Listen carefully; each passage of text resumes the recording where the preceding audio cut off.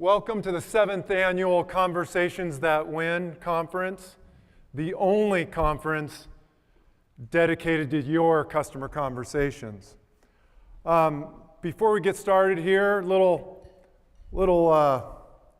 crowd participation. Everybody stand up. Stay standing. Okay. We're going to have this row right here turn around and face the people behind you. This row turn around, face the people behind you. This row turn around, face the people behind you. This row turn around. You guys come up here. You turn around. Turn around, there you go. Turn around. Now the front row are the good kids. Front row are the good kids. I want you to introduce yourself to somebody you don't know. Boy, do you know him? John Pierce. John Pierce? Do you know him? Matt Miller. How are you? John Pierce. Hi, Matt. Nice to meet you. Thanks for being in the front row. Hey, Thomas. How are you? Tom Jackson. Hi. Nice to meet you. Amber, nice to meet you. Hi, Ashley. Joe. Hi, Jenny. Nice to meet you. A block from you in Pleasanton. You're in Pleasanton. Yeah, just right off of Hop Yard and Oh, yeah. Chabot, so. We should hang out sometime. Who knew, right? Okay. All right. Little networking.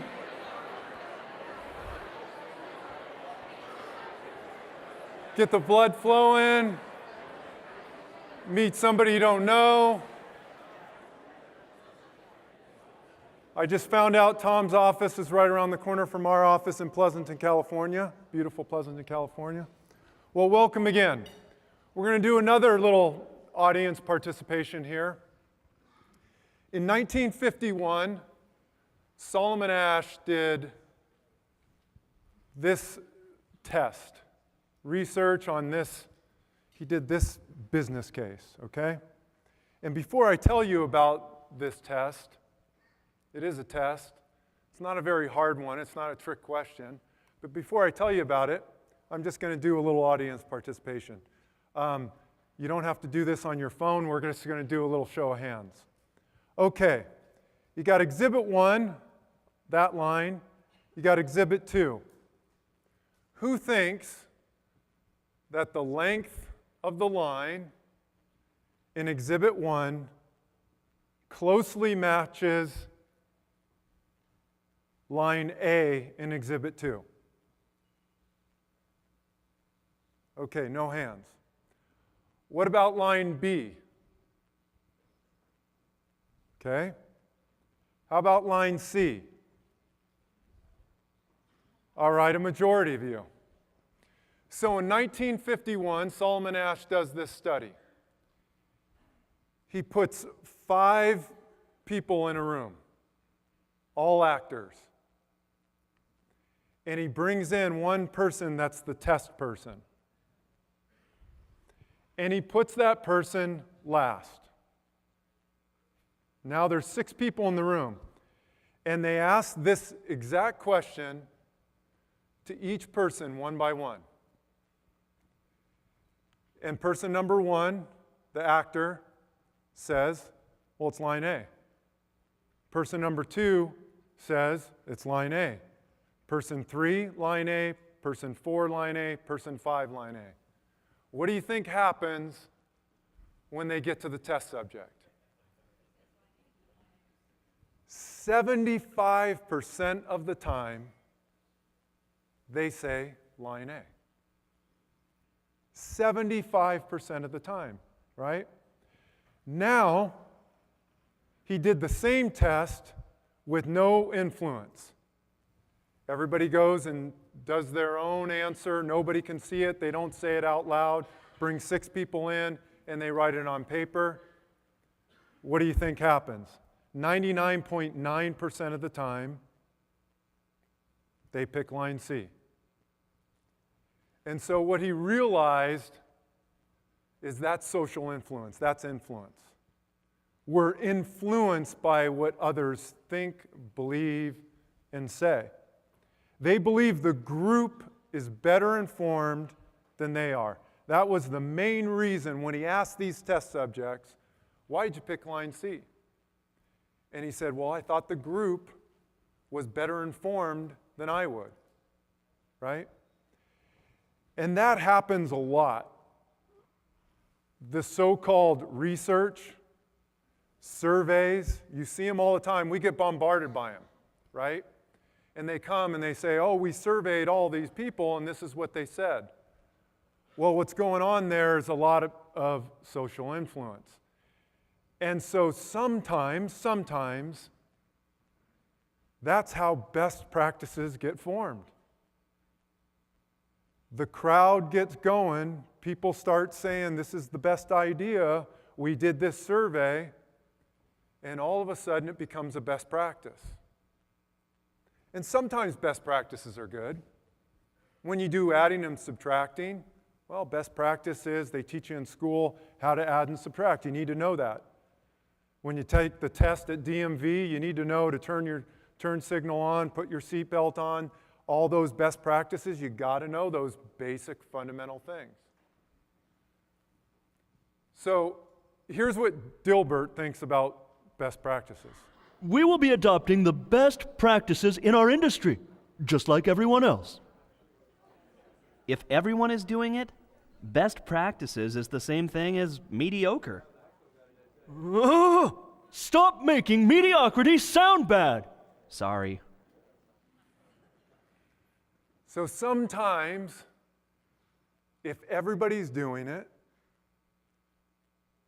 best practices just make you the same as everybody else. Now, Jeff Hayden wrote an article in Inc. magazine recently, and he said this: conventional wisdom yields conventional results. Joining the crowd, no matter how trendy the crowd or hot the opportunity, is a recipe for mediocrity. Joining the crowd is a recipe for mediocrity. So I'm proud of you guys today that you took this step to come to this conference, because what you're going to see over the next 2 days is different. And let me show you what I mean. Everybody knows who this is? Okay, Katie Ledecky, 19 years old. Okay? She swam the 800-meter final. And if you watch this, it was an incredible sight. So here's Katie Ledecky in the 800-meter final. These are the best swimmers in the world. Do you see any other swimmers? Because she is almost a full pool length ahead. 19 years old. And so you look at that and you say, well, how did she do that? Oh, she must be this phenomenal athlete, right? Well, of course she's gifted. Of course she's a gifted athlete. Jeff Hayden wrote an article on why Katie Ledecky is so great, and that quote was from the article on Katie Ledecky. She doesn't follow conventional wisdom. And let me tell you what she does. So she's not overly athletic. As a matter of fact, her coach, when he started coaching her before the 2012 Olympics, she couldn't even do 2 push-ups. She was not very strong. She was somewhat awkward, but she was a strong swimmer. And he saw something in her that he could develop. So what Katie Ledecky does differently than everybody else, she gets into the pool, she works hard, she does all the things everybody else does, but she does one thing differently that goes against conventional wisdom. And I'm not going to get too technical, but it's all about her stroke count. And so she has a stroke count. When they look at Katie Ledecky, she has a stroke count that most 100-meter swimmers have. It's quicker, it's faster, right? The problem with the 800 meters, why other swimmers don't hold that stroke count, is because after a couple hundred meters, they're out of gas and they're done. They can't hold that stroke count. So Katie Ledecky and her coach said, we're going to do it differently than everybody else. We're not going to follow conventional wisdom. We're going to increase your stroke count. And you're going to learn how to hold that stroke count for 800 meters. So she gets in the pool at practice and she fails miserably. But she keeps pushing, keeps pushing, keeps pushing. And everybody's saying, well, wait a minute. Best practice is a smooth and clean stroke for 800 meters, conserve energy. Well, if you saw this race, after 100 meters, the race was over. She had already won the race after 100 meters because she can hold that stroke count for 800 meters. And the reason she can hold it is because she practices it, and she's fallen down sometimes, right?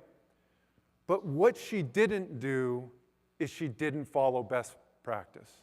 She didn't follow conventional wisdom like everybody else. So be careful the next time somebody talks to you about best practices, okay? Be careful. Because breakthroughs, true breakthroughs, and that's what these 2 days are about. True breakthroughs happen not when you follow conventions, but when you break them. And so over the next 2 days, you're going to see some keynote speakers. You're going to see some customer speakers, some speakers from companies, all talking to you about breakthrough ideas. Some may work for you, some may not. But they aren't best practices. These are ideas that are based in science, they're tested, and they're proven. It's not a good idea. It's just not some good idea that worked for somebody. It's tested and proven, and it's based in science. If you were here yesterday for the early session, right, with Zach and Eric and Tim, you saw some of that science.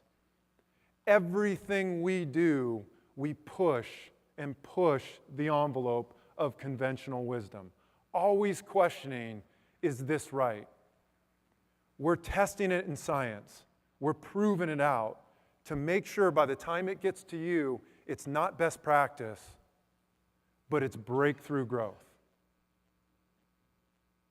And that's our wish for you over the next couple days. Here's the goals. Here's your goals. Here's why we put this conference together for you. I want you to take away one idea for breakthrough growth. One idea. For you in personal performance. This isn't all about business. You'll see some of these keynote speakers, whether it's Jennifer today or Greg tomorrow, they will give you concepts and ideas for personal growth. And that's really important. It's not just about business, it's about personal growth as well. And that's why we do this. So one idea for personal growth. Professional performance, one breakthrough idea that you take home that helps you do your job better. And the third one is business performance. One idea that you can take back to your company to improve the performance of your company. That's it. If you do that, that's successful. One idea each. You don't have to take everything in, and some things you may not even agree with. Some things may not work for you, but we're going to challenge you over these next 2 days because it's not best practice. We're breaking conventional wisdom. This is about breakthrough growth for you. And the only way you can do that is to challenge one another. Challenge our ideas, our thoughts, right? And everything you're going to see, again, is based in science, tested, and proven. Okay? All right. That's it for me. I'm going to turn it over to the smart people that know what they're doing. that will run this conference, but for the next 2 days, I'm going to turn it over to our Master of Ceremonies, Tim Reister. And if you've seen Tim, the many faces of Tim Reister, you saw him as the scientist, the word buster scientist. You saw him as Don Draper, right? Greg Brady. And last year, the Birdman from Alcatraz. So you never know what you're going to get with Tim Reister. And that's why I go before Tim Reister. Because it only gets better from here. So please welcome to the stage Tim Reister.